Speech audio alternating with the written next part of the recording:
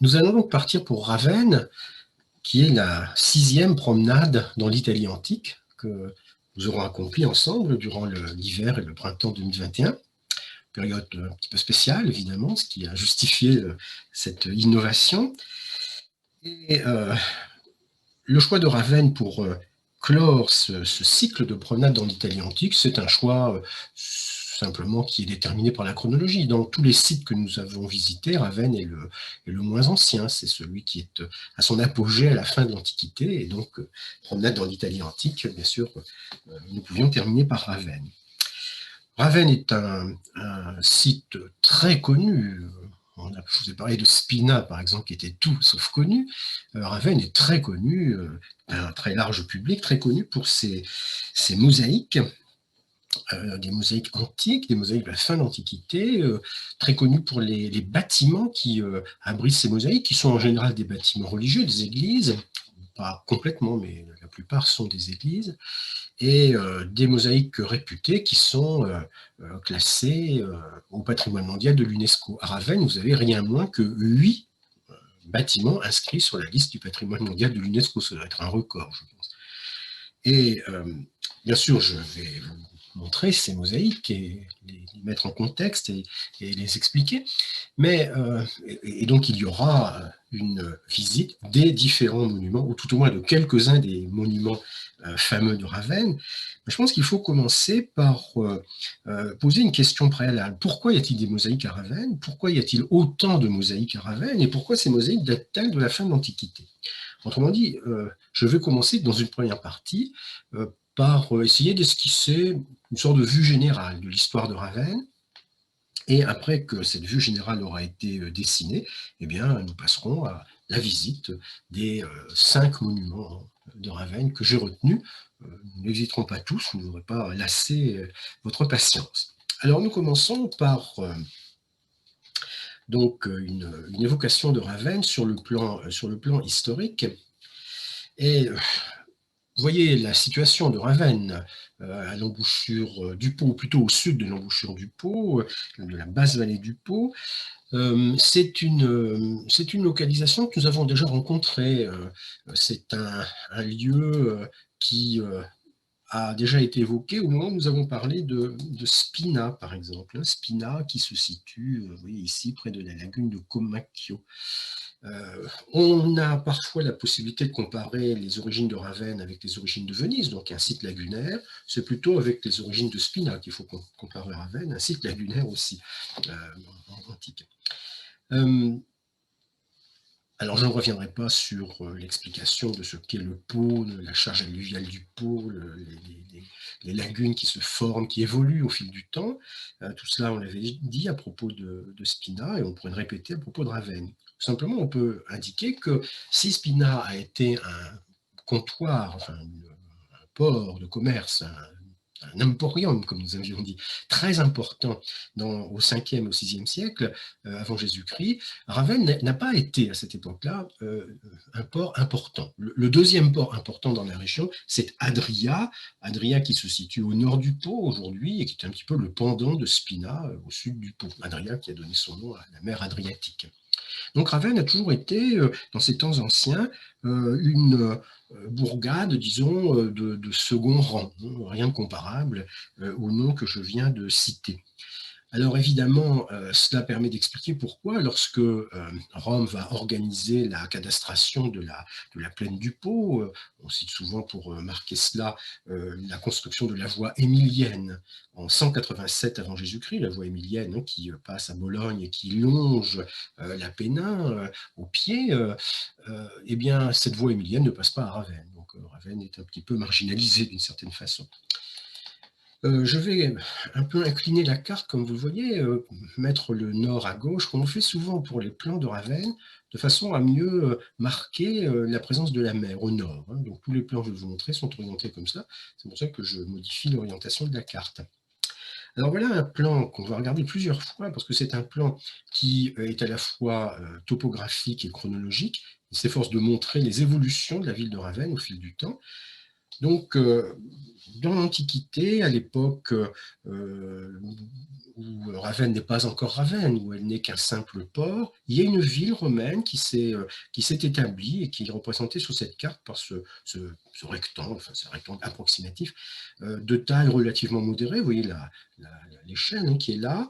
On ne connaît pas très bien le plan de la Ravenne antique parce que, comme cela arrive souvent, la ville moderne s'est construite sur la ville antique et donc ce n'est que par hasard qu'on découvre parfois des sites nouveaux. Nous terminerons ce petit exposé par là, justement.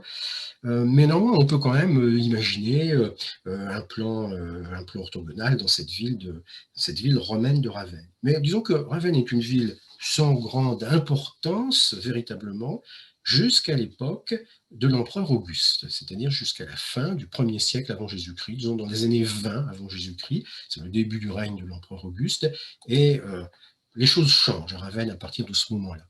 Ravenne, 4 fois capitale, c'est le titre que j'ai choisi, mais avant l'empereur Auguste, Ravenne n'a jamais été capitale de quoi que ce soit. En revanche, elle va le devenir avec l'empereur Auguste, puisque les dirigeants romains, on dit l'empereur Auguste, c'est pas forcément lui en tant qu'individu, mais les dirigeants romains décident d'établir en mer Adriatique une flotte militaire.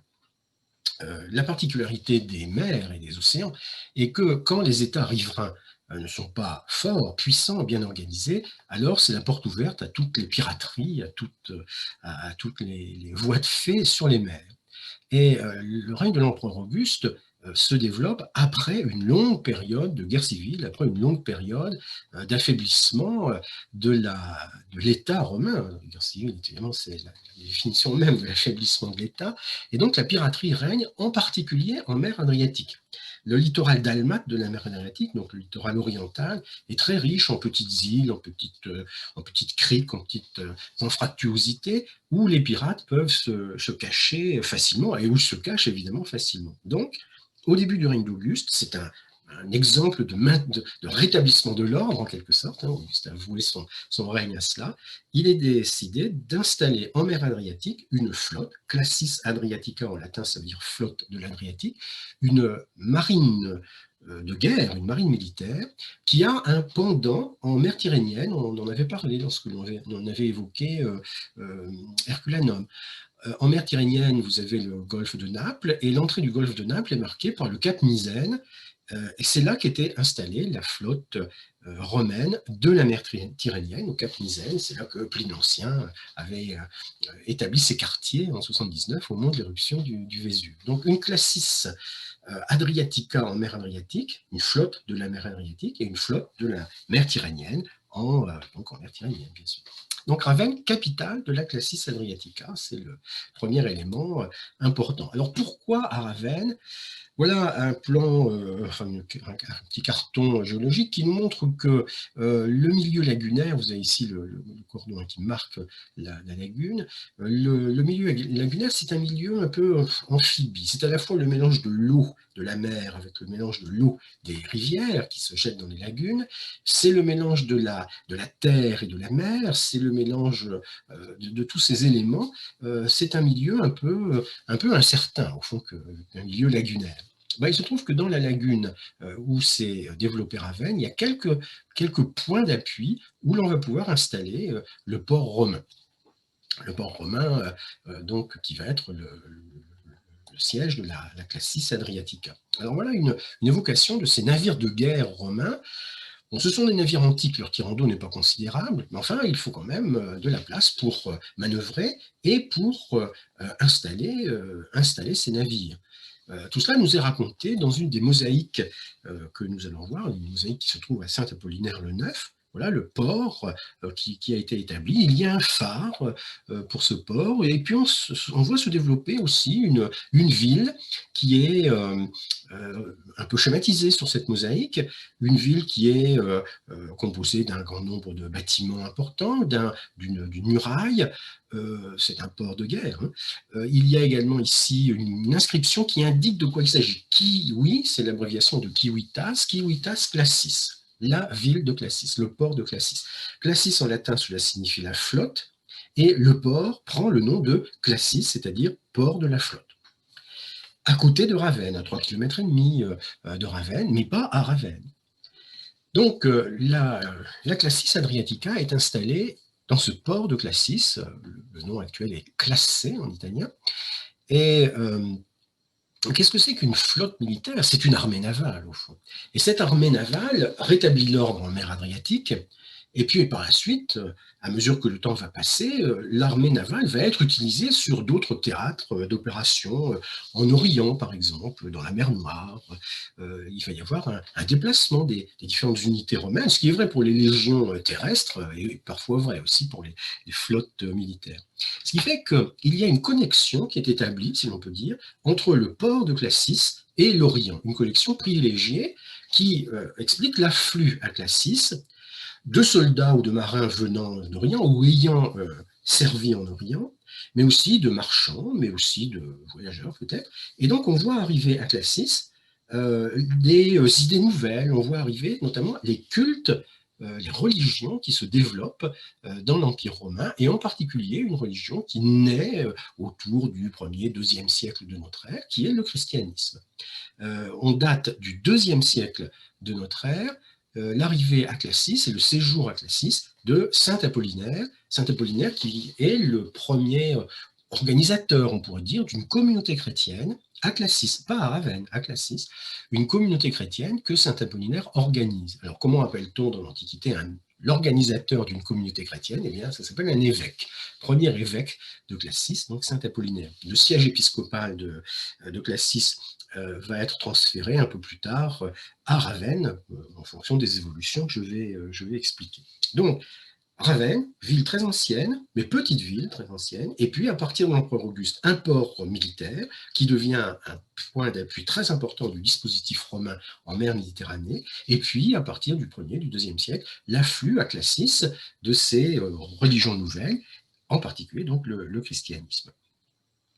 Bon, par la suite, les choses vont évoluer de deux façons. D'une part, nous sommes dans un milieu lagunaire malgré tout, et donc les lagunes, ça bouge un petit peu. Il y a le Pô qui apporte des affluents, des alluvions, je veux dire, et tout se déplace, tout change, tout évolue. Après tout, le site de Spina, dont nous avions parlé il y a quelques semaines, a été complètement recouvert par les alluvions du Pô.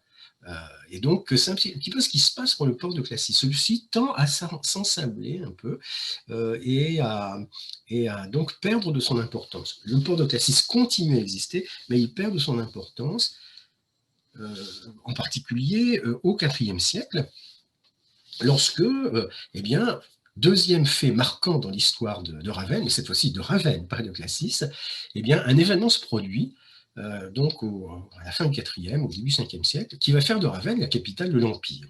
Alors, la grande date importante dans le contexte général à mentionner, c'est la date de 395 après Jésus-Christ. 395 après Jésus-Christ, c'est la décision que prend l'empereur romain qui s'appelle Théodose. Théodose prend la décision donc de ne pas avoir pour successeur un seul empereur, mais d'en avoir deux. Il prend la décision, en somme, de diviser, de partager l'empire en deux. Lui règne sur la totalité, mais ses successeurs, qui sont ses fils, régneront pour l'un, Arcadius, sur la partie orientale de l'empire, et pour l'autre, Honorius, sur la partie occidentale de l'empire. Donc cette division marque évidemment ce qu'on pourrait appeler un clivage dans l'Empire romain. Le clivage, c'est la séparation en quelque sorte naturelle. On ne taille pas dans le vif, ce n'est pas une vivisection que cette division, c'est un clivage. C'est-à-dire que la situation à l'est et à l'ouest de l'Empire n'est pas du tout la même. À l'ouest et à l'est, la situation politique de l'Empire est très différente. À l'Est, on a affaire à une situation qui n'est pas forcément facile, mais enfin qui est quand même, dans l'ensemble, relativement stable. L'Empire est fort à l'Est. À l'Ouest, il ne l'est pas.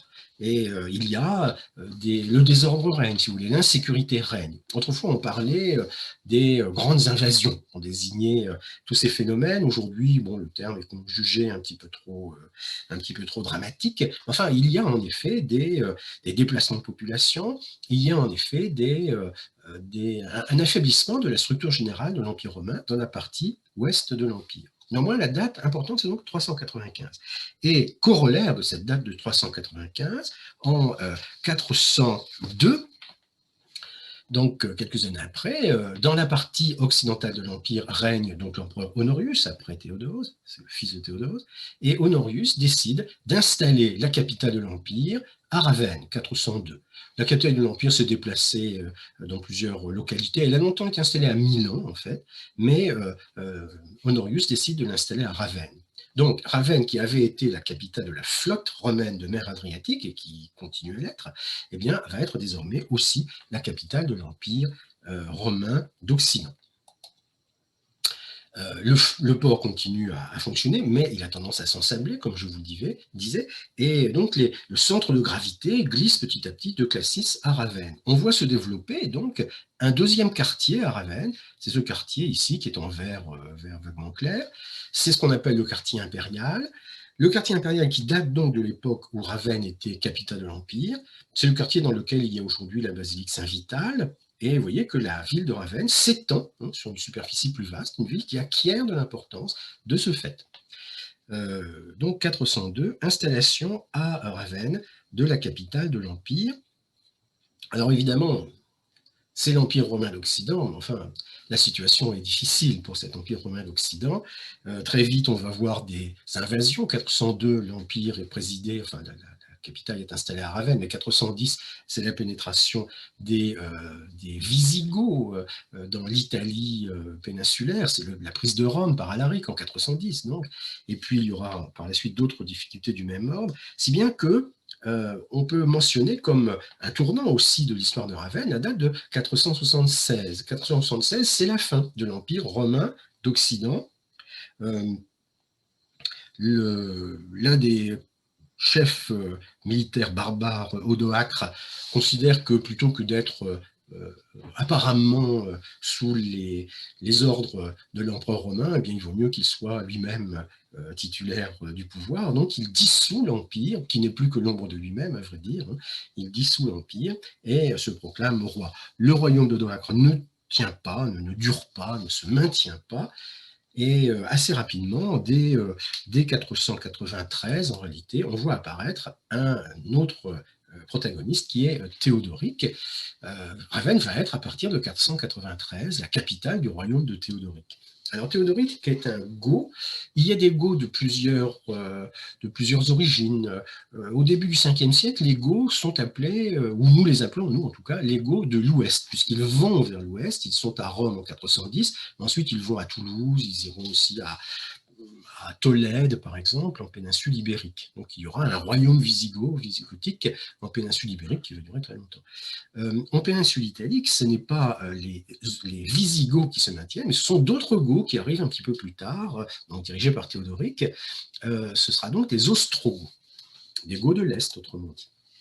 Alors sur cette carte, bon, la carte est en allemand, mais enfin on peut quand même comprendre la signification des termes qui sont employés.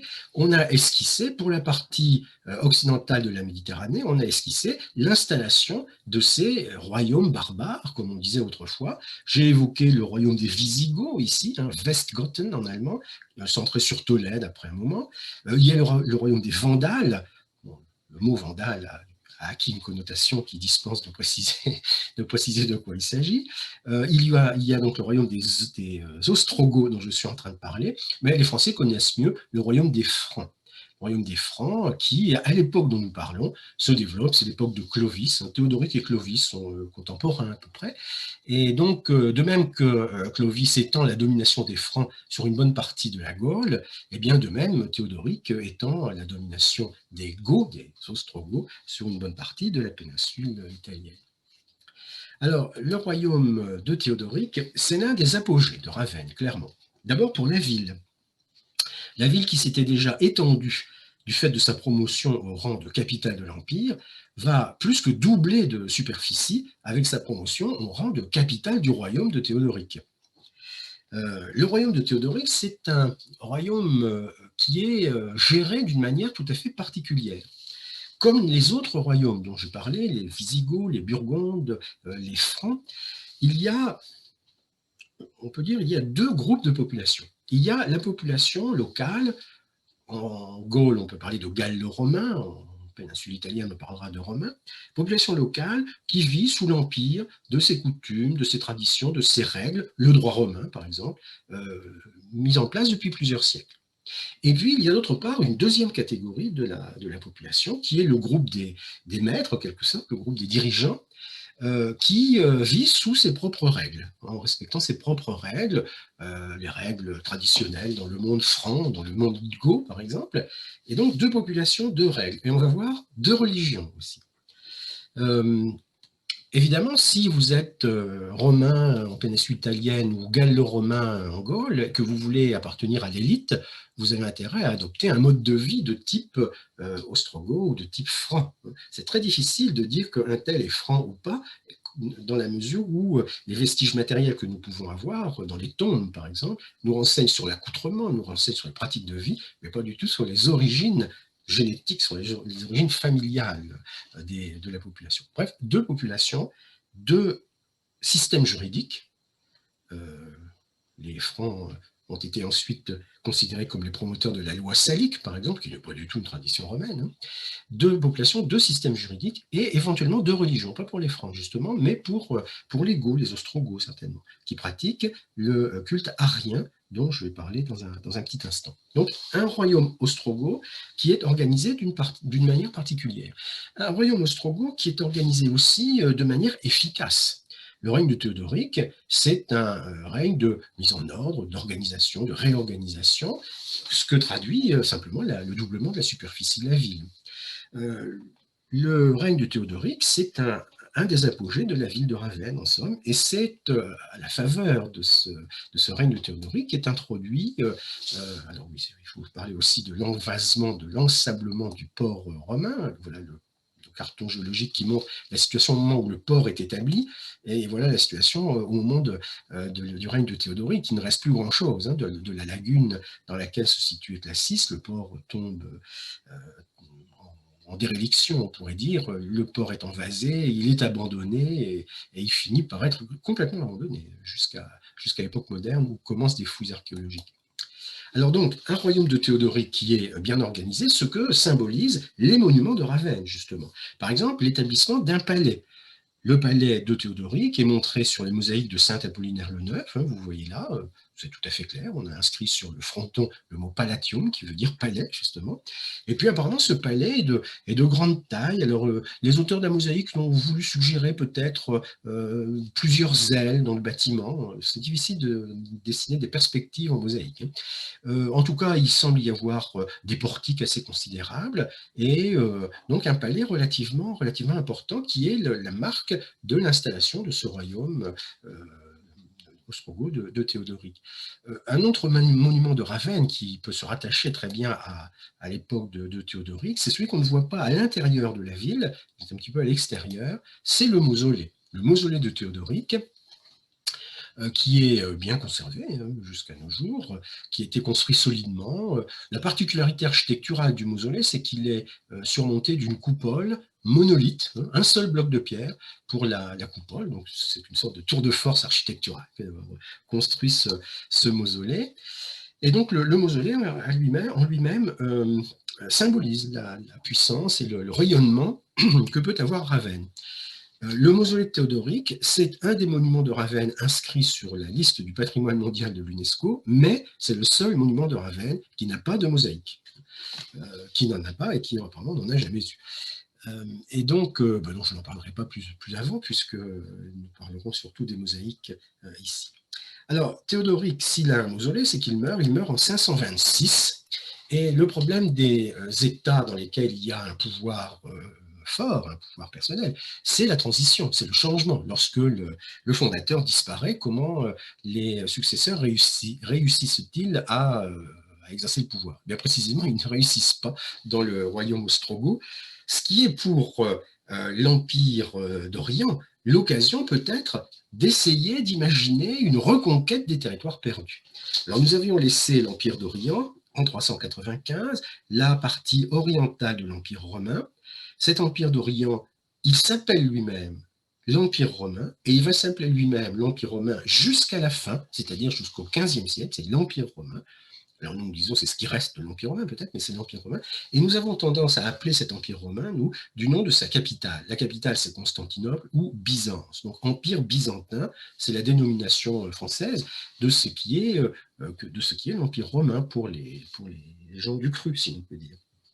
Alors, si l'Empire d'Occident a disparu, s'il a été remplacé par les royaumes barbares, burgondes, visigoths, francs, ostrogoths, l'Empire d'Orient, l'Empire byzantin, lui, n'a pas disparu. Il était plus résistant que l'Empire d'Occident, il continue à être plus résistant. Donc l'affaiblissement du royaume ostrogoth, après la mort de Théodoric, c'est l'occasion pour l'Empire byzantin, qui est dirigé par l'empereur Justinien, mais c'est l'occasion peut-être de récupérer des territoires qui ont été perdus. Justinien va lancer des expéditions donc, en Afrique du Nord et il va lancer des expéditions en péninsule italienne. C'est ce que les chroniqueurs de l'époque appellent les guerres gothiques. Les guerres gothiques qui durent une vingtaine d'années, une trentaine d'années, donc dans la première moitié du VIe siècle. Et pour Ravenne, la date importante, c'est la date de 540. 540, c'est la prise de Ravenne par les armées byzantines. Et donc, c'est le moment où Ravenne, qui avait été la capitale de la flotte romaine de mer Adriatique, qui avait été ensuite la capitale de l'Empire romain d'Occident, puis qui était devenue la capitale du royaume ostrogoth de Théodoric, eh bien, Ravenne devient la capitale de l'exarcat byzantin. Alors, byzantin, on vient de voir ce que c'est. Exarcat, c'est un terme d'origine latine et grecque surtout, enfin grecque d'abord et latine après. On appelle exarque un gouverneur de province qui gouverne une province très éloignée de la capitale de l'Empire, tellement éloignée que l'information circule mal, les instructions arrivent difficilement jusque dans les provinces les plus éloignées, et où donc il faut bien laisser au gouverneur de province beaucoup d'autonomie, beaucoup de marge de manœuvre pour réagir à telle ou telle difficulté sans devoir attendre des mois les nouvelles de la capitale. Donc l'exarque, c'est un gouverneur de province qui est doté de très larges pouvoirs en matière civile et en matière militaire.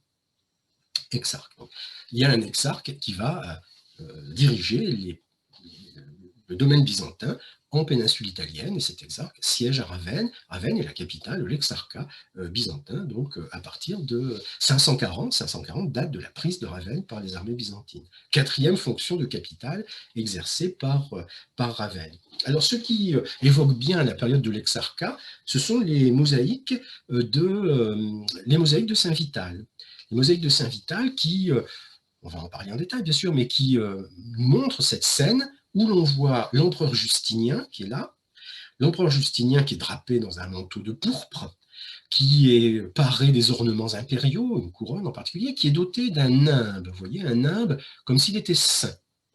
L'empereur Justinien qui a dans les mains une offrande à faire à l'église dans laquelle se tient cette scène, donc l'église Saint-Vital, et l'empereur Justinien qui est flanqué des autorités dans la région de Ravenne. Il y a tout d'abord Maximianus, c'est son nom qui est inscrit là, c'est l'évêque de Ravenne, l'évêque qui inaugure la basilique Saint-Vital, donc de Ravenne, c'est Maximianus. Il est là, il a dans les mains une croix, il est orné des ornements épiscopaux, c'est-à-dire le pallium, une bande de laine blanche avec une croix noire ici. Il est flanqué aussi d'un prêtre qui tient, d'un diacre qui tient l'évangéliaire, d'un sous-diacre qui tient l'encensoir. Et puis, donc, ces personnages se tiennent à gauche de Justinien. À droite de Justinien, là, c'est peut-être un personnage qui est l'argentier. Enfin, je reviendrai peut-être sur l'identité possible de ce personnage. Mais à droite de Justinien, en tout cas, on a évidemment des soldats, mais on a aussi deux personnages qui évoquent la dimension administrative, politique, militaire de la domination byzantine. On pense que celui-ci est le général Bélisaire, qui est le conquérant de Ravenne, et celui-ci pourrait être éventuellement l'exarque de Ravenne. Donc, une mosaïque qui nous montre la cour de Justinien, enfin non, qui ne nous montre pas la cour de Justinien, puisque nous ne sommes pas à Constantinople. Justinien n'est jamais venu à Ravenne.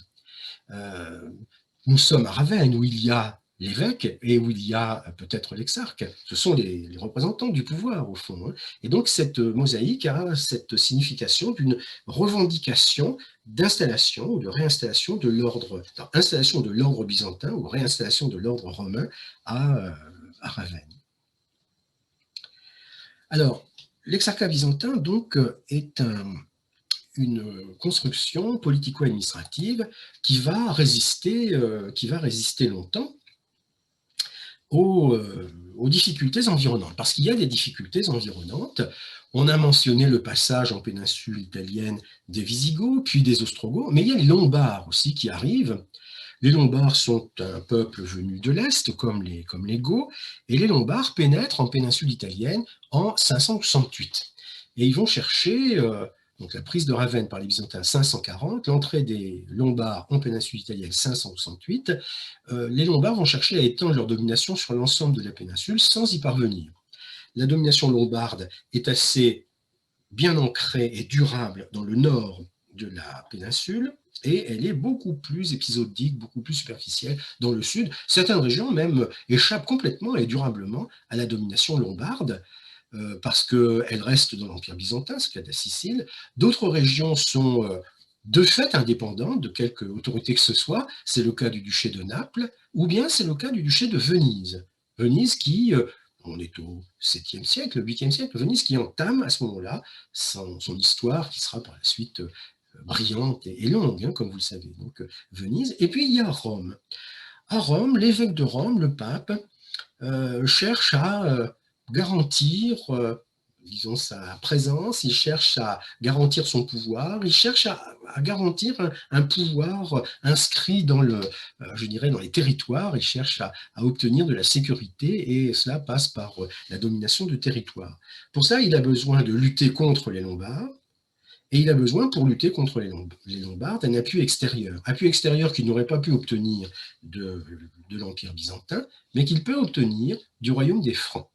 Le royaume des Francs, au 7e, au 8e siècle, au 9e siècle, est en pleine transformation.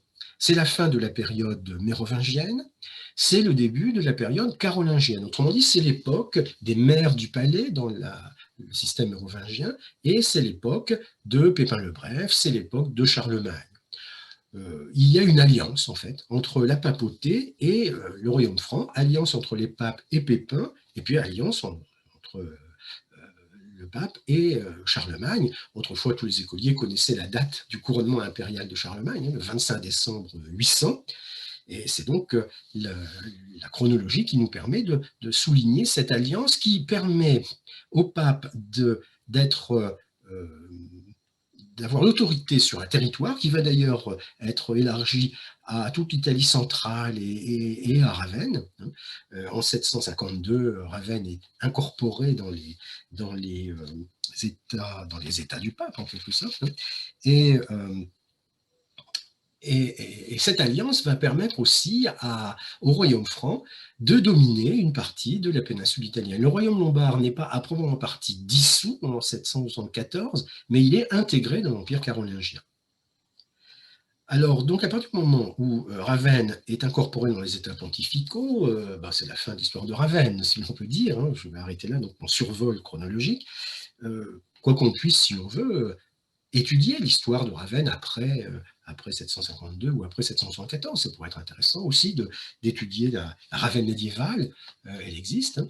Mais je ne mentionnerai qu'un événement qui se déroule dans la Ravenne du Moyen-Âge, c'est la mort en 1321, donc c'est le 7e centenaire cette année, la mort à Ravenne de Dante, le grand poète, le grand écrivain italien, qui a été chassé de Florence en 1302, qui a erré de ci, de là, et qui a fini par trouver refuge à Ravenne, où il meurt donc en 1321. Et Ravenne est très fier d'avoir été la dernière demeure de Dante, au point qu'il y a des conflits entre Ravenne et Florence au fil du temps pour savoir s'il est opportun ou pas de rapatrier à Florence les restes de Dante. Les Ravennate n'y sont pas du tout favorables, évidemment, et le phénomène ne s'est pas produit jusqu'ici. Il faut remarquer au passage que si Dante a été banni de Ravenne en 1302, ce décret de bannissement n'a été officiellement rapporté, donc annulé, qu'en 2002, au 7e centenaire, autrement dit, pour cette décision de Florence contre Dante. Voilà, donc je reste là pour l'histoire de Ravenne, si l'on peut dire, hein, et je passerai maintenant à une deuxième partie où on va visiter les monuments de Ravenne, en quelque sorte les uns après les autres. Et donc, il y a beaucoup de monuments, beaucoup de mosaïques, et il faut trouver un ordre logique de visite. C'est pas facile. Et donc, j'ai pris un ordre qui n'est pas chronologique, mais qui me semble logique. Et là, nous allons commencer par la basilique Saint-Apollinaire in Classe. Saint-Apollinaire in Classe, Classe c'est le nom italien de Classis. Donc, la basilique Saint-Apollinaire, située à l'extérieur de la ville de Ravenne, à l'emplacement de l'ancienne ville de Classis. Et c'est un bâtiment qui est tout à fait impressionnant, on va le voir, et qui est situé dans un paysage tout à fait bucolique. Le port de Classis est ensablé depuis de très nombreux siècles. Et donc, quand on va visiter Saint-Apollinaire in Classe, eh bien, on va en quelque sorte à la campagne. C'est un très bel endroit, une promenade tout à fait agréable. À l'époque de Mussolini, on a installé ici une statue de l'empereur Auguste. Au moment du bimillénaire de la naissance d'Auguste, le régime de Mussolini avait fait réaliser toute une série de copies de statues de l'Auguste de Prima Porta. Et ces statues ont été déposées ici et là en Italie. Il y en a une à Naples, par exemple. Et il y en a une à Classe, qui est installée là. Je ne sais pas si on la voit très bien sur la photo, mais enfin, elle est installée là pour rappeler que le fondateur du port de Classis, eh bien, c'était l'empereur Auguste. Alors, ceci ayant été rappelé, nous pouvons entrer dans la basilique Saint-Apollinaire in Classe, dont on voit qu'elle est dotée d'un campanile, un campanile qui est très postérieur à la construction du bâtiment. On connaît bien la date de construction du bâtiment, on sait que l'église a été inaugurée le 9 mai 549. Alors voilà ce à quoi ressemble l'intérieur de la basilique Saint-Apollinaire in Classe. C'est un bâtiment qui est relativement grand, il fait 55 mètres de long. C'est un bâtiment qui est constitué d'une nef centrale bordée de 2 bas-côtés, séparés de la nef par une colonnade en marbre. Cette église Saint-Apollinaire in Classe était dotée d'un toit, enfin plus exactement d'un plafond en bois, en caissons de bois qui n'ont pas été conservés, c'est pourquoi on voit la charpente. C'est un bâtiment qui, sur les longs côtés de la nef, présente un décor très simple, et quelques médaillons qui d'ailleurs ne sont pas des médaillons très anciens et dont je ne parlerai pas. Et l'essentiel de la décoration de la basilique Saint-Apollinaire in Classe, c'est le sanctuaire. La mosaïque de pavement qui a probablement existé n'a pas été conservée. Donc le sanctuaire qui lui est richement décoré d'une magnifique mosaïque datant donc du milieu du VIe siècle. Alors, si on s'approche un petit peu de ce sanctuaire, on voit qu'il y a plusieurs parties. Il y a une arcade, une sorte d'arc de triomphe dont je parlerai. Il y a une série de décorations entre les fenêtres qui montrent les saints des prophètes. Mais il y a surtout la voûte de l'abside qui est divisée en 2 registres. Il y a un registre inférieur qui nous montre une sorte de jardin merveilleux avec au centre l'évêque Saint-Apollinaire, et puis un registre supérieur qui nous montre disons un paysage de nuages rouges, bleus, dorés, au-dessus du registre inférieur. Cette image, cette scène, a une symbolique extrêmement forte. Donc, au registre inférieur, Saint Apollinaire, évêque de Ravenne. Il y a le pallium, donc la bande de laine blanche, décorée d'une croix noire, qui est la marque de l'évêque. Et puis, de toute façon, il est écrit sur la mosaïque que nous sommes en présence de Saint Apollinaire. Saint Apollinaire, doté d'un nimbe, comme il sied, un personnage saint, qui prie, qui est en position de d'orant, qui accueille au fond les fidèles. Saint Apollinaire est accompagné par des agneaux, il y en a 12, qui symbolisent le peuple chrétien, dans le diocèse de Ravenne peut-être, et puis il y a ce très beau jardin avec cette belle couleur verte. La photographie ne rend pas vraiment justice à la couleur de la mosaïque, qui est un vert absolument magnifique. Et en plus, l'éclairage est excellent dans la présentation qui en est faite aujourd'hui. Enfin, un jardin, vous voyez, avec des arbres, des buissons, des petits animaux, des fleurs, qui encadrent donc l'évêque Saint-Apollinaire. Ça, c'est le registre inférieur. Au registre supérieur, alors si on lit un petit peu ce registre supérieur, on voit qu'il y a une croix gemmée, comme on dit, c'est une croix décorée de pierres semi-précieuses. Au centre de la croix, nous avons le visage du Christ. Cette croix se détache sur un fond étoilé, un fond bleu étoilé, et sur ce fond bleu étoilé, il y a des mots et des lettres qui sont représentés. Vous avez ici la lettre alpha majuscule, et là la lettre oméga majuscule. Je suis l'alpha et l'oméga, c'est une citation de l'Évangile. Vous avez ici au sommet de la croix, bon, admettez que vous lisez là un mot grec, le mot ictus. Ictus, ça veut dire poisson en grec, et l'acronyme d'ictus, quand on décompose le mot, cela nous donne Iessos, Christos, Théouios, Soter, ce qui en grec signifie Jésus, le Christ, le Fils de Dieu, le Sauveur, c'est-à-dire la définition du dogme chrétien, au fond. Donc le poisson est le symbole des chrétiens depuis le début, parce que le nom même du poisson, en grec, évoque le dogme. Au pied de la croix, vous avez une formule en latin, Salus Mundi, le salut du monde, ce qui est un autre titre que l'on peut attribuer au Christ. Alors cette croix, donc, évoque on pourrait dire, la divinité du Christ. Il y a d'autre part les personnages qui encadrent cette croix. Vous avez les prophètes qui encadrent la croix. Alors ce sont les prophètes Moïse et les prophètes, enfin c'est Moïse et Élie, les deux prophètes qui encadrent la croix. Et puis vous avez au pied de la croix 3 moutons, 3 agneaux, un agneau à gauche et 2 à droite, qui s'ajoutent aux 12 qui encadrent Saint Apollinaire. Ces agneaux symbolisent Saint Pierre et les 2 frères Jacques le Majeur et Jean, qui sont, d'après l'Évangile, les compagnons, on pourrait dire, du Christ sur le mont Tabor. Sur le mont Tabor, où se déroule la transfiguration du Christ. La transfiguration du Christ, c'est la révélation aux apôtres de la nature divine du Christ. Une transfiguration. Et donc l'Évangile, Saint Matthieu, nous raconte que cette scène de la transfiguration se produit en présence de Saint Pierre, Saint Jacques le Majeur et Jean, et avec le patronage, on pourrait dire, de Moïse et d'Élie, le tout surmonté par la main de Dieu. Donc une scène très significative de la nature divine du Christ, nature humaine et divine du Christ. On insiste beaucoup à Saint Apollinaire in classe sur ce phénomène. Donc, vous voyez la symbolique donc, de cette abside, le jardin avec Saint Apollinaire, et puis la scène de la transfiguration avec les trois agneaux, les 2 prophètes et la croix, montrant donc la nature divine du Christ.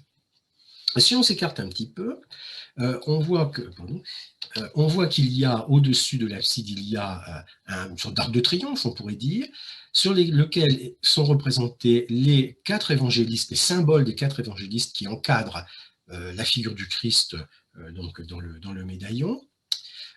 Ces symboles, bien c'est l'aigle de Saint Jean, c'est le lion de Saint Marc, vous voyez bien ce qu'on appelle donc le tétramorphe, on va retrouver très souvent dans les différentes mosaïques. Et puis il y a des palmiers qui soutiennent cet arc de triomphe. Sur l'arc de triomphe, on trouve aussi 12 agneaux supplémentaires qui symbolisent eux aussi le peuple chrétien, qui sort de deux villes symbolisées par ces fortifications, Bethléem et Jérusalem. Les palmiers soutiennent tout cela, et ici, au pied des palmiers, 2 archanges, l'archange Gabriel et l'archange Michel, qui viennent appuyer cette scène donc de Saint Apollinaire le Neuf, qui est l'exaltation de la personne divine du Christ. Alors c'est très important d'insister là-dessus et sur la date de l'inauguration de la basilique, c'est 549. C'est le dernier bâtiment, on pourrait dire, construit à Ravenne. Tous les autres sont plus anciens que celui-ci. Il y a eu en réalité, depuis Saint-Apollinaire, plusieurs églises sur le site du tombeau de Saint-Apollinaire qui se sont succédées au fil du temps. Et bien entendu, la basilique que nous voyons aujourd'hui est le dernier stade de l'évolution du sanctuaire. Donc, très important de retenir la date de 549 et de comprendre bien la signification de la mosaïque. Et on va retrouver l'importance de cette date et de cette signification en allant visiter l'autre église Saint-Apollinaire le Neuf. Cette église se trouve à l'intérieur de la ville de Ravenne et cette église abrite les reliques de Saint-Apollinaire qui ont été transférées de Classé à Ravenne au 8e, 9e siècle. Et donc la basilique Saint-Apollinaire Classée est restée privée des reliques de Saint-Apollinaire qui ont été transférées à Ravenne dans une église qui a pris le nom de Saint-Apollinaire le Neuf, mais qui en fait est plus ancienne. Alors, nous allons visiter cette église de Saint-Apollinaire le Neuf, voilà la photographie.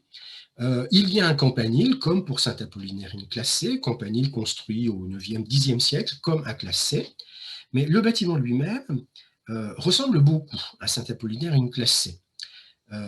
Seulement, il est plus ancien. Saint-Apollinaire Classé a été inauguré en 549 et Saint-Apollinaire le Neuf est terminé en 526. Autrement dit, un quart de siècle avant. Et l'apparence de l'église à l'intérieur ressemble beaucoup en fait à Saint-Apollinaire Classé. On a affaire à une nef encadrée par deux bas-côtés, séparée de la nef par une colonnade en marbre. On a affaire à un plafond à caisson en bois. Ici, il a été conservé. À Saint-Apollinaire Classé, il n'avait pas été conservé. Alors bien entendu, ce plafond a été refait plusieurs fois au fil du temps, mais enfin, il a été conservé. Grande différence, à Saint-Apollinaire Classé, le sanctuaire est enrichi de magnifiques mosaïques, on vient d'en parler, et les murs de la nef sont très peu décorés. À Saint-Apollinaire le Neuf, c'est le contraire. Les murs de la nef sont très décorés et le sanctuaire ne l'est pas, simplement parce qu'il s'est effondré suite à un tremblement de terre. On l'a reconstruit, on lui a donné un décor au XVIIIe siècle, un décor, disons, un peu baroque, qui ne présente pas l'intérêt que présentent les mosaïques qu'on voit sur les murs. Alors, vous voyez, ces mosaïques sur les murs, on va les analyser, mais elles comportent essentiellement deux processions. Une procession de vierges martyrs qui sort, on va le voir ici, de la ville de Classé, et une procession de martyrs qui sort de la ville de Ravenne. Et ces deux processions convergent vers le sanctuaire et vers le fond de l'église, si l'on peut dire. Alors, je vais commenter ces mosaïques. Vous pourriez remarquer qu'il y a trois registres. Il y a un registre inférieur sur lequel il y a la procession, il y a des mosaïques entre les fenêtres ici, et puis il y a un registre supérieur, tout là-haut, qu'on trouve à gauche et qu'on trouve à droite aussi. La décoration est symétrique, à droite et à gauche. Alors, voilà par exemple une vue d'une partie de la façade gauche de la nef. La paroi gauche de la nef. Donc, on a le registre supérieur qui nous montre une alternance de scènes de la vie du Christ et de colombes, disons, qui alternent avec les scènes de la vie du Christ. Scènes de la vie du Christ et colombes au registre supérieur à gauche et à droite, c'est à peu près la même. Entre les fenêtres, nous avons des saints et des prophètes qui arborent soit un rouleau de papyrus, fermé ou ouvert, soit un livre. Alors, donc en latin, on parle de volumen, de volume pour désigner le rouleau de papyrus, et on parle de codex pour désigner le livre qui peut être fermé, c'est le cas ici, mais qui peut être ouvert. Sur les mosaïques de droite, il est ouvert parfois ce codex. Et puis, au registre inférieur, on a donc la procession des vierges martyrs qui sortent de la ville de Classé, on en voit une ici, précédée par les rois mages. Les rois mages, donc Balthazar, Melchior et Gaspard, les noms ont été portés ici, ont été inscrits ici, et ces rois mages eh bien, viennent apporter leurs offrandes à cette scène qui est ici et qui nous montre la Vierge trônante, c'est-à-dire assise sur un trône, et offrant à la vénération l'enfant Jésus. Enfant Jésus qui, comme vous le voyez, est doté d'un nimbe, enfant Jésus qui est en fait un adulte en miniature, et cette Vierge trônante est encadrée par 4 anges. Donc on a l'impression que la procession se prépare à apporter des offrandes à l'enfant Jésus, assis sur le genou de sa mère. Seulement, comme on le voit très bien sur cette photo, il y a là on pourrait dire une rupture, une césure dans le décor, dans le fond doré de la mosaïque. On a nettement l'impression que ces mosaïques ici et là ne coïncident pas. Et en effet, il faut imaginer que la scène de la Vierge trônante et des 4 anges a été en fait ajoutée. La mosaïque a été modifiée. Et on a donc remplacé une scène qui a disparu par cette scène-là. Et alors comprendre cela, cela nous amène à réfléchir aux dates. La basilique Saint-Apollinaire le Neuf ne s'appelle de cette façon-là que depuis le IXe siècle. Elle s'est appelée auparavant basilique Saint-Martin et elle s'est appelée auparavant Église du Sauveur. Cette basilique a été construite et terminée en 526. 526, c'est la mort de Théodoric. La basilique a donc été construite pendant le règne de Théodoric. Et c'est même l'église du palais de Théodoric. L'église du Sauveur, c'est l'église du palais de Théodoric qui a été ensuite renommée basilique Saint-Martin, puis basilique Saint-Apollinaire le Neuf. Et donc, on voit bien la chronologie est tout à fait intéressante. Saint-Apollinaire le Neuf, c'est l'époque de Théodoric. Saint-Apollinaire in classe, c'est l'époque qui suit l'époque de Théodoric, c'est-à-dire l'époque de l'exarcat byzantin. Alors maintenant, pour la symbolique religieuse, il faut entrer dans les querelles christologiques des débuts du christianisme. Alors, je vais essayer de faire à la fois court et simple. On peut commencer en disant que la religion chrétienne s'organise autour d'un personnage qui s'appelle Jésus. Ce personnage, c'est un être humain qui a vécu au début du 1er siècle de notre ère. L'existence historique d'un homme nommé Jésus est absolument, ne fait de doute pour personne, absolument certaine. L'existence d'un homme nommé Jésus. Pour la religion chrétienne, cet homme nommé Jésus est non seulement un homme, mais il est aussi Dieu incarné. Il est aussi Théouios, le Fils de Dieu, Soter, le Sauveur. Jésus, le Christ, le Fils de Dieu, le Sauveur, comme on l'a dit tout à l'heure. Jésus, donc, homme et Dieu, double nature de Jésus, double nature du Christ. Eh bien, ce n'est pas tout de suite que l'on est arrivé à cette conception, à cette définition, à ce dogme. Ce dogme a été précisé, décrit, officialisé lors d'un concile qui s'est tenu près de Byzance, près de Constantinople, à Nicée, en 325 de notre ère. Le symbole de Nicée, c'est la définition du dogme chrétien tel qu'on l'établit en 525 de notre ère, mais il a fallu, en 325 pardon, de notre ère, mais il a fallu préciser ultérieurement, il y a un autre concile important qui vient préciser le dogme, c'est le concile de Chalcédoine en 451. À l'époque du concile de Nicée et avant, et d'ailleurs on va voir aussi encore un peu après, tout le monde, tous les chrétiens ne sont pas convaincus par le symbole de Nicée. Parce qu'il y a des difficultés quand même dans le dogme chrétien. Il y a d'abord cette idée que Dieu est un Dieu unique, mais que c'est un Dieu en 3 personnes. Le Père, le Fils, le Saint-Esprit. Alors un Dieu unique en 3 personnes, c'est quelque chose qui n'est pas facile de comprendre. C'est un mystère, on l'admet, on y croit, on n'y croit pas. Dieu unique en 3 personnes. En plus, la deuxième personne est pourvue d'une double nature, vrai Dieu et vrai homme, engendré, non pas créé, de même nature que le Père, dit le symbole de Nicée. Nature divine, donc, de Jésus, oui. Mais pour certains, cette nature divine a-t-elle existé depuis toujours, dès l'incarnation?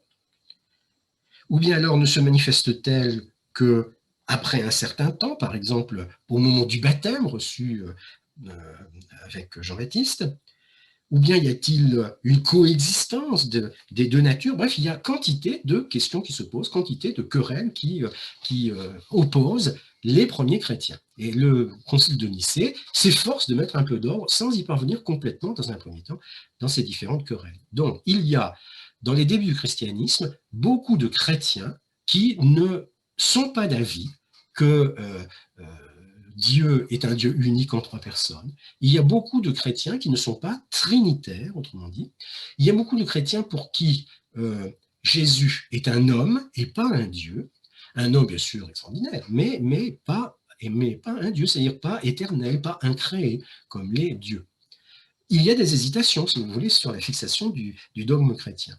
Et notamment, un courant important, un courant non trinitaire important, a été défini par un théologien qui vit à la fin du IIIe siècle et au début du IVe siècle. Il est toujours vivant au moment du concile de Nicée, mais il meurt peu de temps après. Ce théologien s'appelle Arius. Il y a donc un courant arien qui se réclame d'Arius et qui est d'avis que Dieu n'est pas un Dieu unique en trois personnes et que donc Jésus n'est pas Dieu incarné. C'est ce qu'on appelle un courant donc non trinitaire. Il y en a plusieurs à l'époque dont nous parlons. Aujourd'hui, évidemment, dans le christianisme, il peut y avoir si on peut dire, des chapelles différentes entre les chrétiens d'Orient, l'orthodoxie, le catholicisme, les différentes confessions protestantes. Enfin, tous les chrétiens sont au moins d'accord sur une chose, c'est un Dieu unique en trois personnes et la double nature du Christ. Ça c'est le consensus là-dessus, au minimum. Il y a toujours des non-trinitaires aujourd'hui, mais ils sont réputés par les chrétiens extérieurs au christianisme. Si vous prenez par exemple l'Église de Jésus-Christ des Saints des Derniers Jours, les Mormons, eh bien c'est un courant non-trinitaire, mais pour les différentes confessions chrétiennes, ce n'est pas une confession chrétienne. À l'époque dont nous parlons, le courant arien est un courant chrétien non-trinitaire, et c'est un courant chrétien non-trinitaire qui influence beaucoup les royaumes barbares. Les dirigeants wisigoths, quand ils sont à Toulouse, sont ariens.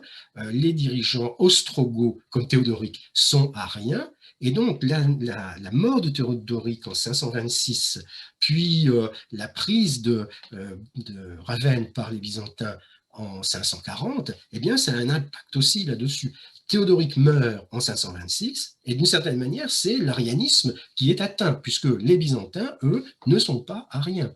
Les Byzantins pratiquent le culte nicéen, on ne peut pas dire le culte catholique, puisque la séparation entre orthodoxie et catholicisme n'est pas faite, il faudrait dire catholique et orthodoxe. Donc le culte nicéen est pratiqué par les Byzantins, par les Francs aussi d'ailleurs, avec Clovis, mais pas par les Ostrogoths. Et donc la mort de Théodoric amène à une transformation du décor de l'église du Sauveur, qui était l'église du palais de Théodoric, l'église du Sauveur, dont on va modifier les mosaïques. On représente ici le Christ sur les genoux de sa mère. C'est exactement une scène que les ariens non seulement ne comprennent pas, mais ne veulent pas voir, puisque le Christ Jésus n'est pas Dieu incarné. Et donc la mère de Jésus, c'est la mère de Jésus et rien de plus. Alors qu'ici, on nous montre la mère de Dieu incarné, ce qui se dit en grec Théotokos, la Vierge Théotokos. C'est une scène qui est évidemment non arienne qu'on voit là.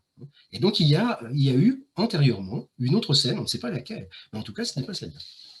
Alors, si on regarde maintenant le mur de la nef de Saint-Apollinaire le Neuf, mais sur le côté droit, on voit la procession qui sort de la ville de Ravenne, et puis on voit ici une scène où est représenté le Christ trônant, encadré par 4 anges. Le Christ trônant, nimbé, c'est Dieu, le Fils que l'on voit là. Et donc c'est une scène non arienne, évidemment. Elle aussi a été modifiée, on voit bien la césure qui est ici.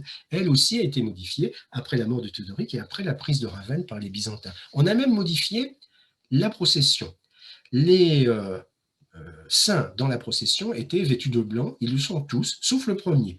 On a modifié cette mosaïque pour draper le premier d'un manteau pourpre, et on précise ici qu'il s'agit de Saint Martin. Saint Martin de Tours. Alors on connaît bien Saint Martin de Tours par l'épisode du manteau, l'officier romain qui partage le manteau. Mais Saint Martin devient évêque de Tours. Et en tant qu'évêque de Tours, eh bien, il va lutter, combattre les cultes non trinitaires. Il va combattre le culte arien en particulier.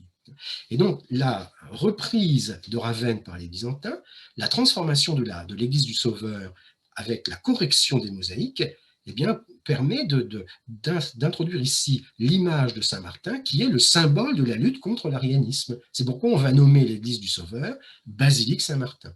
Et puis par la suite, lorsque les reliques de Saint Apollinaire auront été apportées dans l'église, dans la basilique Saint-Martin, on va renommer cette basilique Saint Apollinaire le Neuf, qui est son nom actuel. Donc le décor des mosaïques est non seulement tout à fait remarquable par la qualité, par l'éclat, par la multitude des personnages. Bien sûr, on admire les mosaïques pour cette raison-là, et on a raison, bien sûr. Mais en plus, le décor est extrêmement significatif sur le plan religieux, sur le plan symbolique et sur le plan historique. C'est une véritable profession de foi que nous voyons là. Alors voilà donc une vue sur les saints processionnaires, en quelque sorte, qui ont été ainsi transformés. Notez que sur le vêtement, on a dessiné des lettres. Alors, je reparlerai de ces lettres qu'on appelle gammadia en commentant une autre mosaïque. Alors, ces deux processions sortent pour la procession des Vierges martyrs de la ville de Classé, nous avons déjà vu cette image, et pour la procession des saints martyrs, cette procession sort de la ville de Ravenne, qui est représentée par le palais de Théodoric. Alors, si les mosaïques près du sanctuaire ont été modifiées, la mosaïque du palais a été modifiée aussi. C'était la mosaïque décorant l'église du Sauveur, l'église du palais de Théodoric. On montre l'image du palais de Théodoric, et il est vraisemblable que sous ces arcades, il y avait la représentation de Théodoric, ici, très probablement, et probablement aussi la représentation des grands personnages de la cour de Théodoric, très certainement. Et comme vous voyez, Théodoric a été remplacé ici par un fond doré. On a effacé l'image du roi hérétique, si l'on peut dire. On a effacé l'image du roi, et puis on a effacé l'image des personnages de la cour. Alors on a fait les choses de manière un petit peu sommaire parce qu'on a oublié des morceaux. Vous voyez par exemple ici, on voit une main, on a oublié d'effacer cette main-là.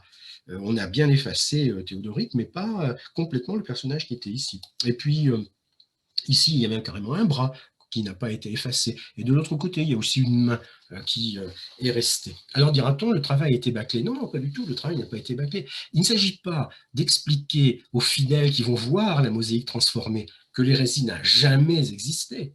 Il faut expliquer aux fidèles qui vont voir la mosaïque transformée que l'hérésie a été écrasée.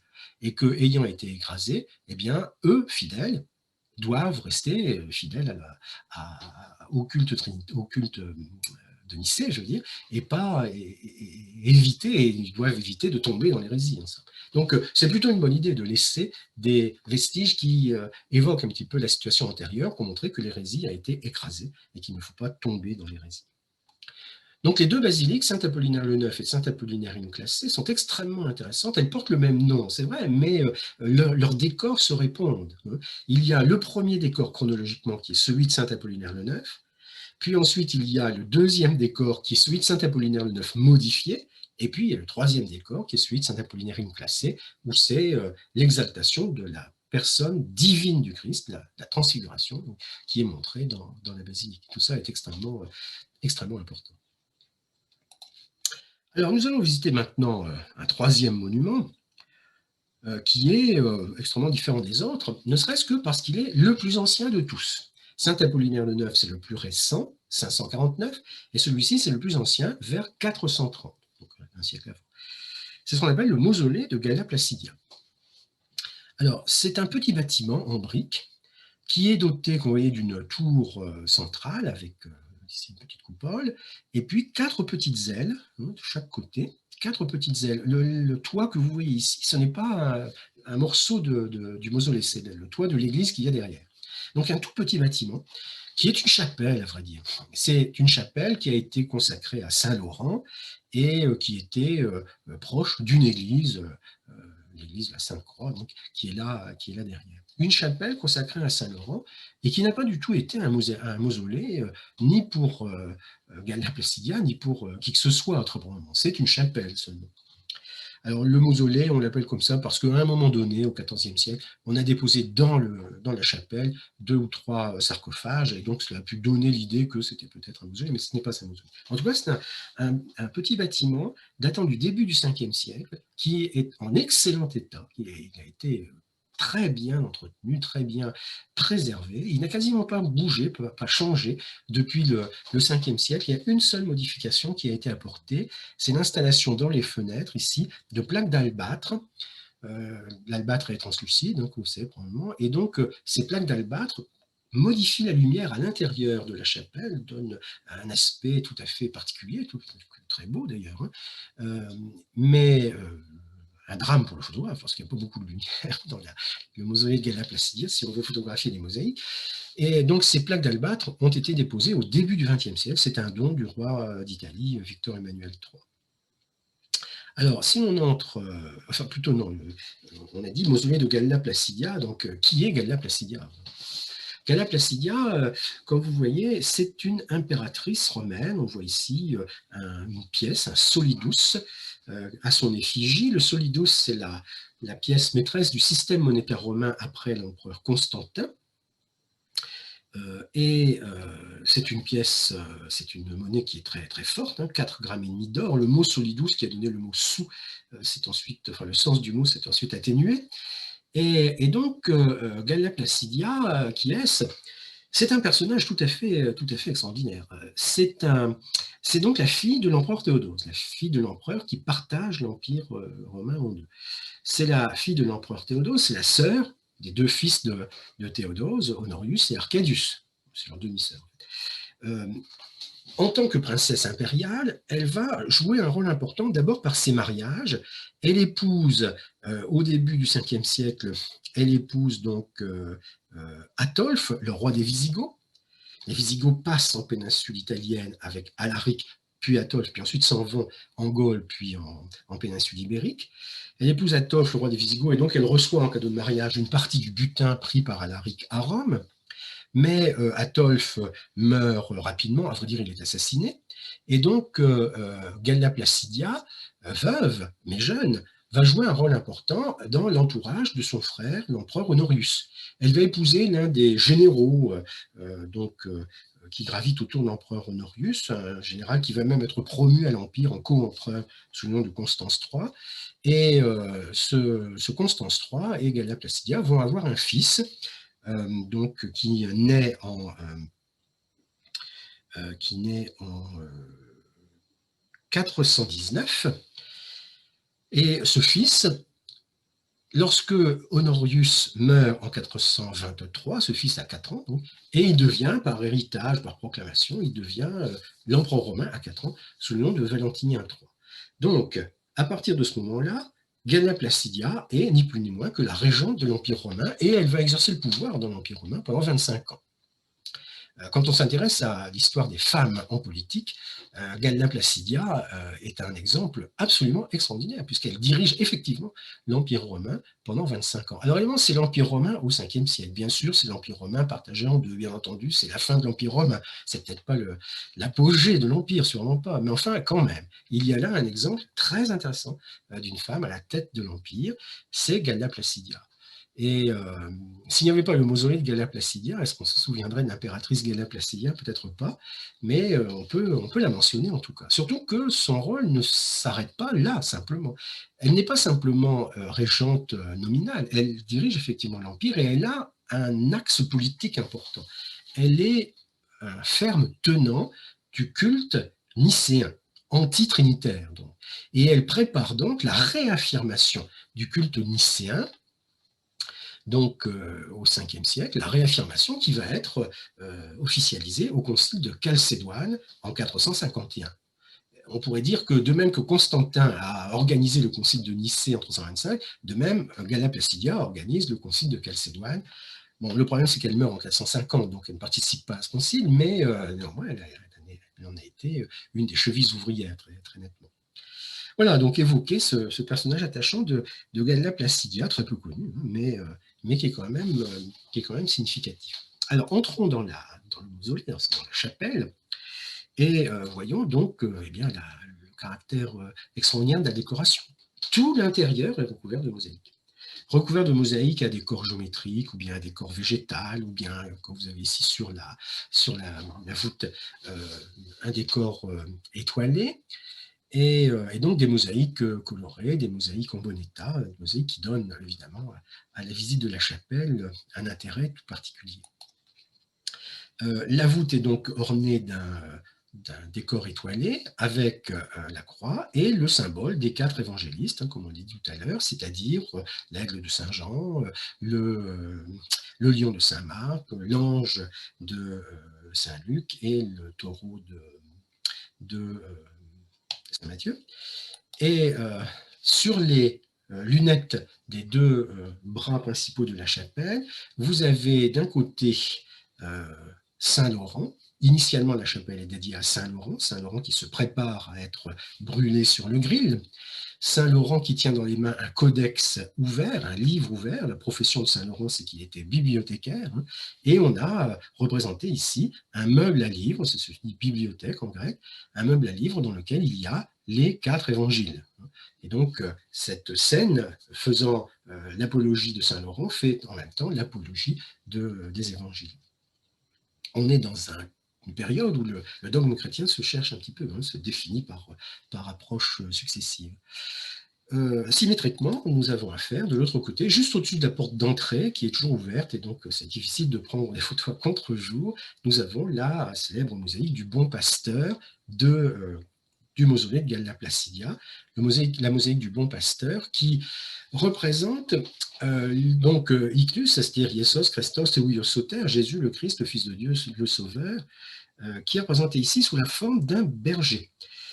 C'est une réminiscence de l'évangile de Saint Jean où Jésus dit à un moment « Moi, je suis le bon pasteur, je connais mes brebis et mes brebis me connaissent, comme le Père me connaît et que je connais le Père et je donne ma vie pour mes brebis. » Donc la thématique du bon pasteur se trouve dans l'évangile.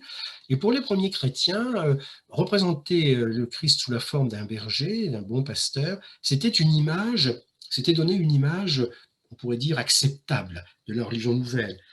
L'image qui n'est pas acceptable dans les débuts du christianisme, c'est l'image du crucifié, bien sûr. Ça, c'est pas du tout supportable pour personne. Donc, au début de notre ère, c'est donc le poisson, c'est le bon pasteur qui sont les emblèmes de la religion nouvelle. Mais le bon pasteur que nous avons là, comme on le voit, c'est peut-être un berger, c'est, il faut le dire, presque un maître, presque un roi qui est représenté ici. Il a beau caresser le mufle de l'agneau, hein, c'est quand même plutôt un roi. C'est-à-dire que nous avons affaire à une représentation du bon pasteur qui est relativement tardive, elle date donc du début du 5e siècle. Par la suite, l'iconographie du Christ va évoluer beaucoup. On voit déjà, par exemple, à Saint-Apollinaire le Neuf, on voit bien que le Christ est représenté d'une façon différente. C'est le Christ pantocrator, comme on dit en grec, celui qui est maître du monde, hein, un Christ sévère, un Christ austère qui est représenté. C'est la deuxième icône, la deuxième représentation du Christ, le bon pasteur d'abord, et ensuite une évolution vers le Christ maître.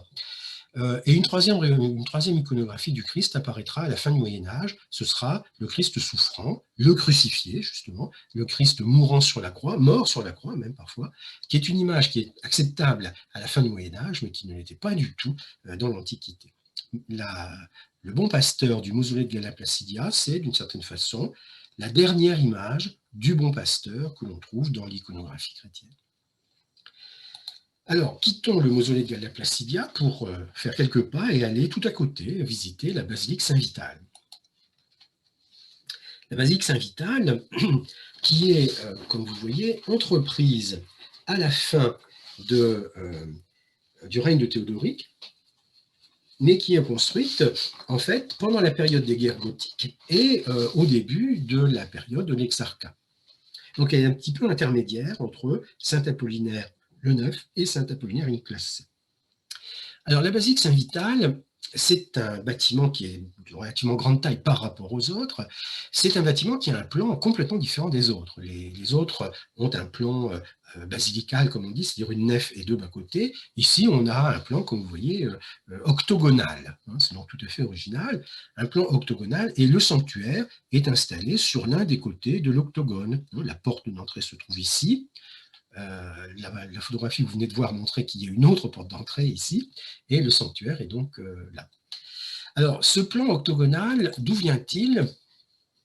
On a dit qu'il était inspiré euh, de l'église du Sauveur de Jérusalem, construite par Constantin et qui n'existe plus aujourd'hui.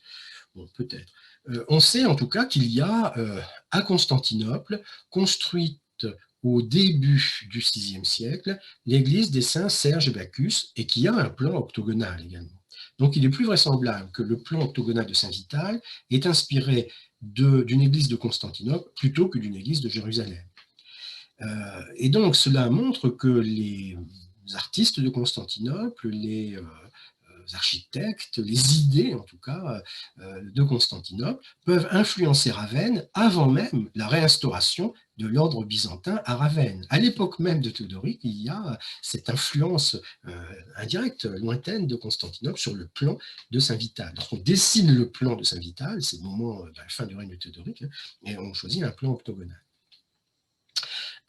Et j'ai indiqué aussi le nom d'Aix-la-Chapelle parce que la basilique Saint-Vital va influencer plus tard la construction à Aix-la-Chapelle de la chapelle palatine, la chapelle du palais de Charlemagne, mais évidemment beaucoup plus tard, puisque la basilique Saint-Vital date du début du VIe siècle et la chapelle du palais à Aix date de l'époque de Charlemagne, donc la fin du 8e, le début du 9e siècle, donc très longtemps après. Mais là aussi, on a affaire à un plan octogonal.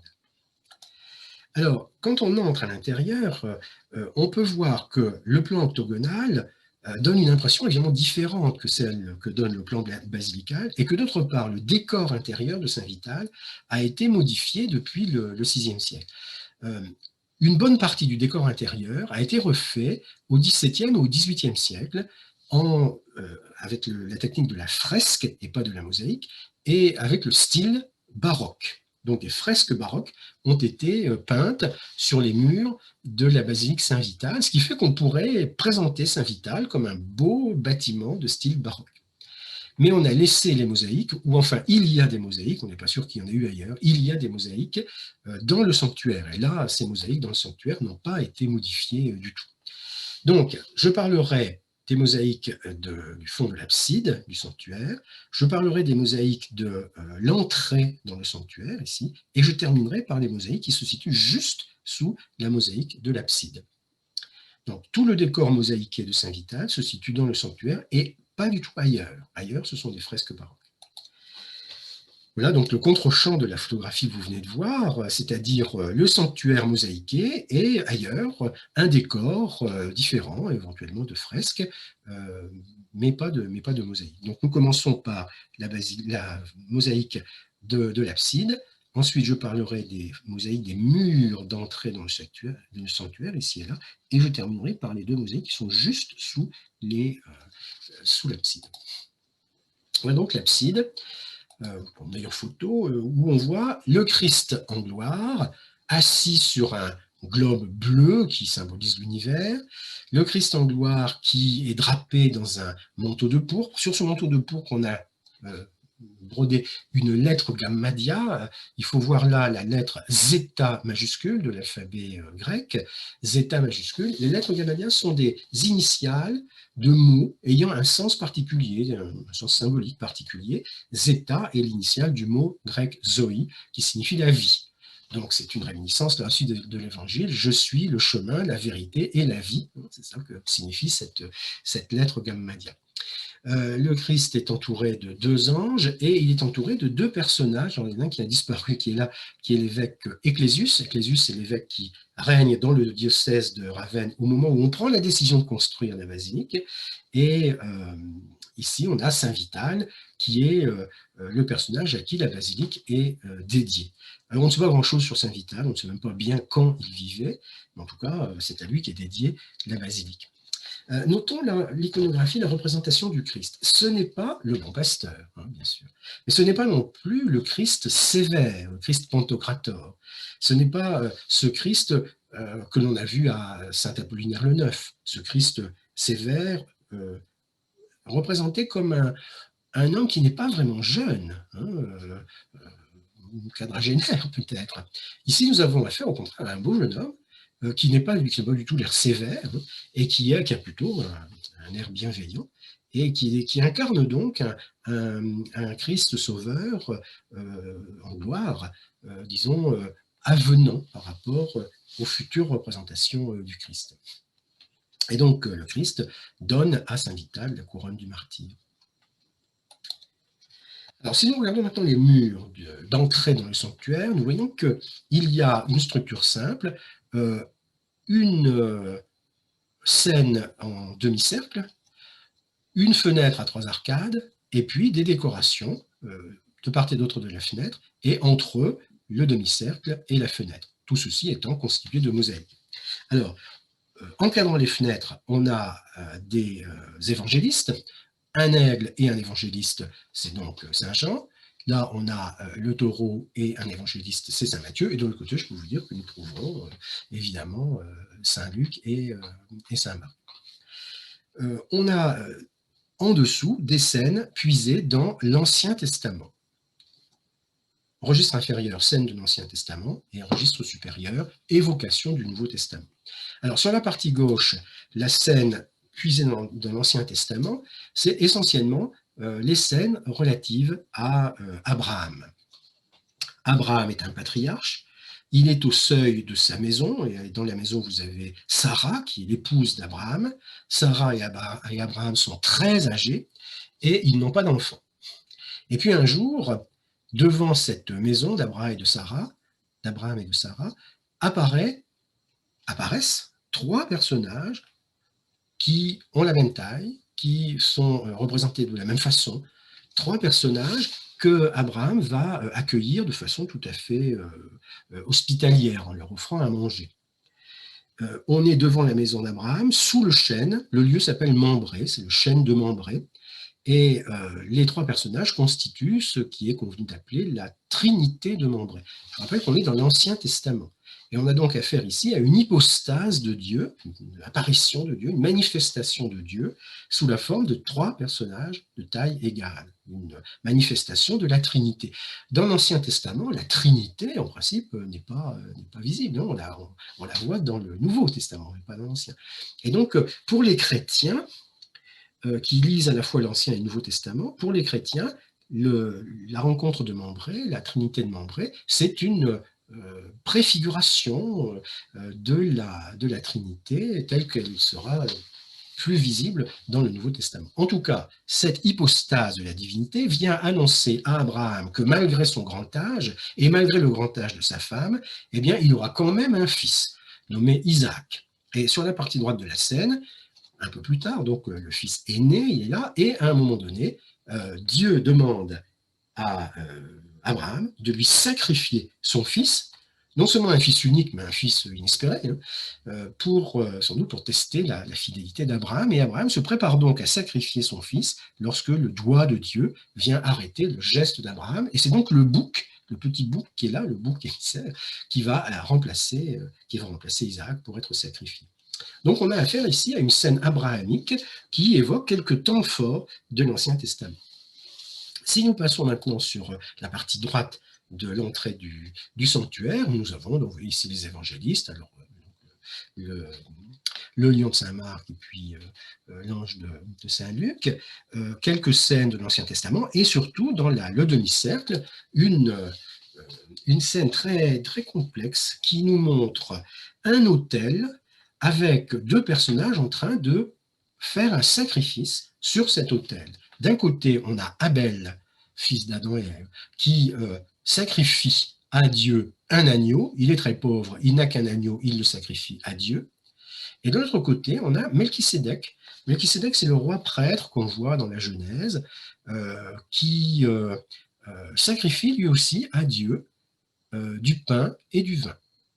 Je rappelle qu'on est dans l'Ancien Testament. Le pain et le vin, on voit bien ce que cela peut être dans le Nouveau. C'est l'Eucharistie. Mais dans l'Ancien Testament, c'est le sacrifice de Melchisédek. Et donc, pour les chrétiens, le sacrifice de Melchisédek, c'est le sacrifice parfait en attendant l'Eucharistie christique. Alors, quelques autres scènes, ici, Moïse se préparant à rencontrer Dieu sur le mont Sinaï, le buisson ardent. Alors, il y a plusieurs buissons ardents, et Moïse se déchausse pour aller recevoir les tables de la loi. Alors, avançons, revenons vers l'abside, et voyons les scènes qui se trouvent juste sous la mosaïque montrant le Christ en gloire. Ce sont les fameuses scènes montrant Justinien et l'impératrice Théodora. Donc, je ne vais pas revenir en détail sur cette scène montrant Justinien, mais enfin, quand même, hein, voyons qu'il y a Justinien, il y a les personnages de l'entourage de Justinien, si on veut, en tout cas les personnages symboliques de l'instauration de l'ordre byzantin à Ravenne, avec l'évêque Maximien, ce personnage que l'on appelle habituellement Julius Argentarius, donc le trésorier qui finance la construction de la basilique de Ravenne, la basilique Saint-Vital, et puis donc l'empereur. Et de l'autre côté, donc l'empereur avec ses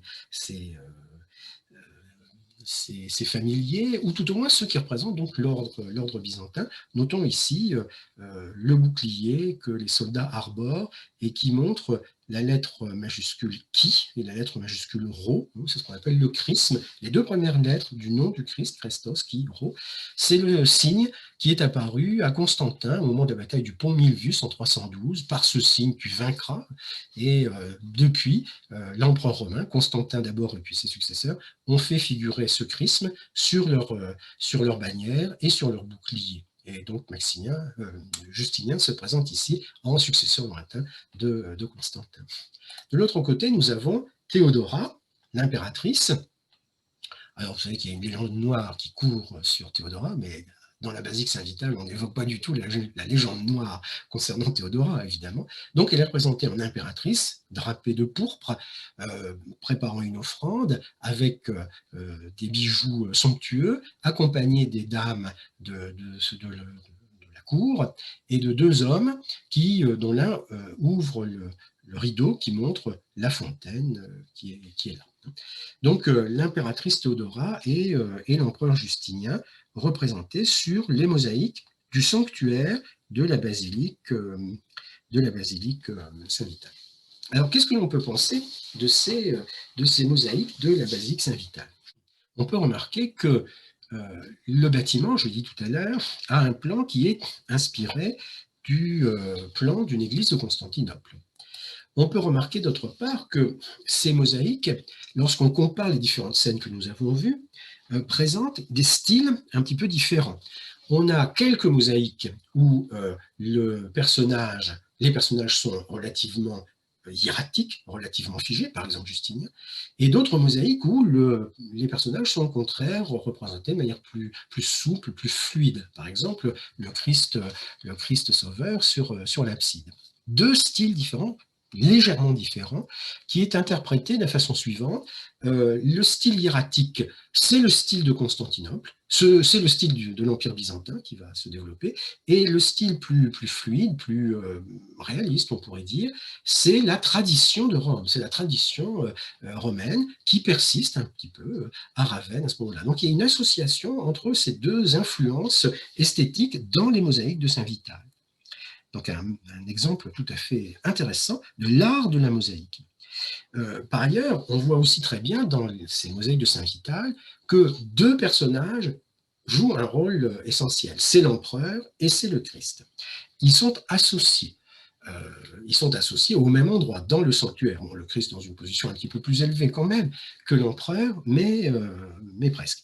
Et on peut donc dire que la basilique Saint-Vital est le résultat d'une double affirmation. D'un côté, l'affirmation de l'excellence de la religion trinitaire, qu'incarne ici la figure du Christ. Et d'autre part, l'affirmation de la prépondérance du pouvoir impérial après l'effondrement de l'Empire d'Occident. À Ravenne, Justinien rétablit l'Empire romain, en fait. Donc, la basilique Saint-Vital incarne cette association entre les deux figures du Christ et de l'empereur, et cette association, donc, cette mise en parallèle du Christ et de l'empereur qui est très visible à Saint-Vital et qui est une tradition qui va être une tradition tout à fait éminente de l'Empire byzantin qui va se maintenir pendant des siècles. On peut donc considérer la basilique Saint-Vital de Ravenne comme la transposition à l'échelle de Ravenne, à l'échelle de l'exarcat de Ravenne, la transposition de ce qu'est l'église de Constantinople où le Christ et l'empereur sont mis sur le même plan. Cette église, c'est l'église Sainte-Sophie. Saint-Vital est à l'échelle de Ravenne, ce que Sainte-Sophie est à l'échelle de l'Empire. il y a des mosaïques à Sainte-Sophie qui montrent Justinien et le Christ mis sur le même plan. Alors, ce ne sont pas les mosaïques qu'on voit aujourd'hui, qui sont un peu postérieures, mais il y a eu un décor de ce genre, enfin qu'on voit aujourd'hui, que l'on voyait jusqu'à il y a peu, avant que le musée Sainte-Sophie ne soit reconverti en mosquée et les mosaïques masquées par un rideau. Donc, voilà, avec cette visite de Saint-Vital, eh bien, une visite de la plupart des monuments importants de Ravenne. Il y en a encore quelques-uns. Il y a la chapelle épiscopale, il y a le baptistère des Ariens, le baptistère des orthodoxes. Mais je craindrais de lasser votre patience si je continuais le commentaire. Je ne parlerai que du monument le plus récemment découvert à Ravenne, qui est la maison des tapis de pierre. La maison des tapis de pierre, c'est un terme qui est utilisé pour désigner les vestiges archéologiques découverts en 1993, donc dans la partie romaine de la ville. Pas dans le quartier Villa Saint-Vital, mais le quartier plus ancien, dans la partie romaine de la ville. On a voulu creuser un parking un jour, et puis on est tombé à quelques mètres sous terre sur les vestiges d'un bâtiment. Alors les archéologues ont soigneusement fouillé cette partie de la ville, bien sûr, et ils ont pu montrer que le secteur avait été occupé depuis le 1er siècle avant Jésus-Christ. Donc, pendant 6-7 siècles, le lieu a été occupé et donc des bâtiments successifs ont été construits les uns sur les autres, au fond. Et on a pu reconstituer la stratigraphie de ce bâtiment. Et ce que vous voyez là, c'est un dessin qui évoque le stade final du bâtiment. Donc un bâtiment qui a été construit d'un côté de la rue, reconstruit plusieurs fois, et qui à un moment donné a enjambé la rue pour se développer sur l'autre côté de la rue avec une sorte de porte monumentale d'accès dans ce bâtiment. On ne sait pas bien quelle était l'utilisation de ce bâtiment. On ne sait pas très bien à quoi ça sert, d'où le nom de maison des tapis de pierre qui lui est donné par référence évidemment aux mosaïques qui ont été trouvées dans ces vestiges archéologiques. Toutes les mosaïques de Ravenne sont des mosaïques de murs et de voûtes, sauf celles-là qui sont des mosaïques de sol. Je crois avoir expliqué déjà que l'origine de la mosaïque, c'est l'imitation d'un tapis. Et puis par la suite, il y a eu une évolution, bien sûr. Mais l'origine de la mosaïque, imitation d'un tapis, d'où le nom de tapis de pierre, comme on voit ici, ou comme on peut voir aussi là, par exemple. C'est-à-dire des décors géométriques qui enjolivent le sol, qui animent le sol. Ces mosaïques, comme vous voyez, sont assez bien conservées et elles représentent une surface importante. Je crois qu'il y a 1500 mètres carrés de mosaïques qui s'ajoutent à toutes celles des églises, hein, évidemment. Donc, des décors géométriques, des décors abstraits, en tout cas. Très peu de décors figuratifs, sauf deux. Deux scènes figuratives ont été découvertes. L'une, qui date du IVe siècle, est une représentation du Bon Pasteur. Donc un Bon Pasteur qui est antérieur à celui du mausolée de Galla Placidia. On voit que l'on n'est pas au mausolée de Galla Placidia, le berger était presque un roi. Ici, on a plutôt affaire à un berger, effectivement, qui caresse le mufle de l'agneau. Le berger est représenté, donc il a la houlette, évidemment, il est représenté dans un paysage végétal abstrait, il y a deux arbres, et sur les branches de ces arbres, des oiseaux. Notez qu'on a accroché à la branche de l'un des arbres un instrument de musique qui est une syrinx, c'est-à-dire une flûte de pan. Et donc, cette représentation du Bon Pasteur est plus ancienne que celle du mausolée de Galla Placidia, et elle nous montre le premier stade de l'iconographie christique, donc au fil de l'histoire du christianisme, le Bon Pasteur d'abord, le Christ maître ensuite, et le crucifié après. Et puis il y a une deuxième scène figurative qui a été trouvée dans cette maison des tapis de pierre, c'est celle que vous voyez là. Alors elle est bien conservée, bon, il manque quand même un personnage, ce sont 4 personnages qui dansent en rond sous la direction, on pourrait dire, d'un joueur d'un instrument de musique qui n'est pas exactement une syrinx, c'est plutôt soit c'est une syrinx, soit c'est un orgue à bouche, enfin, quelqu'un l'a dit. Et donc, 4 personnages qui dansent. Alors, que représente cette scène ? Elle représente un thème très précis qui est la danse des génies des saisons. Les 4 personnages incarnent les génies des saisons. Alors on a affaire à des personnages qui sont vêtus de rose ou de blanc, celui-ci devait sans doute être vêtu de blanc, qui sont couronnés de feuillage, par exemple ici, hein.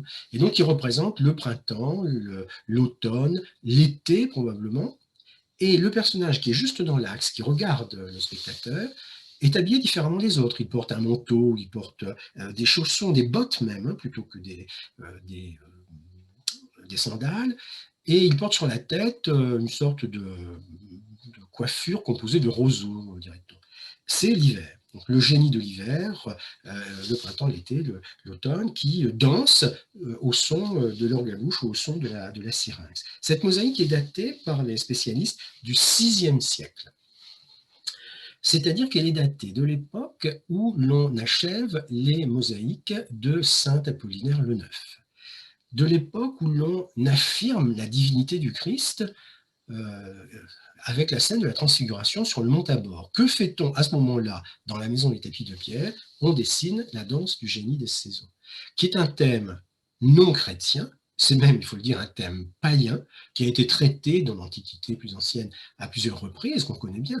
Et donc, il est très surprenant de voir au VIe siècle à Ravenne, en pleine période de réaffirmation du christianisme le plus trinitaire, il est très surprenant de voir cette scène-là représentée. Et cela peut nous donner une conclusion, je pense, intéressante. C'est que ce qui fait l'intérêt de Ravenne, c'est qu'il y a, euh, je dirais, une multiplication, une sorte d'ébullition intellectuelle, culturelle, où l'on voit des thèmes très anciens comme le thème de la danse du génie des saisons et des thèmes appelés à un grand avenir comme le thème de l'iconographie du Christ. Et donc c'est une période de mutation, c'est une période de transformation, c'est une période où au fond l'on passe petit à petit de l'ordre ancien que nous appelons l'Antiquité à ce qui va être l'ordre nouveau, si j'ose dire, que nous appelons bien mal le Moyen Âge. Période de transition donc entre Antiquité et Moyen Âge. Voilà ce qui fait l'intérêt de Ravenne, des mosaïques de Ravenne et de l'histoire de Ravenne. C'est ce qui fait l'intérêt donc de cette mosaïque très surprenante de la danse du génie des saisons.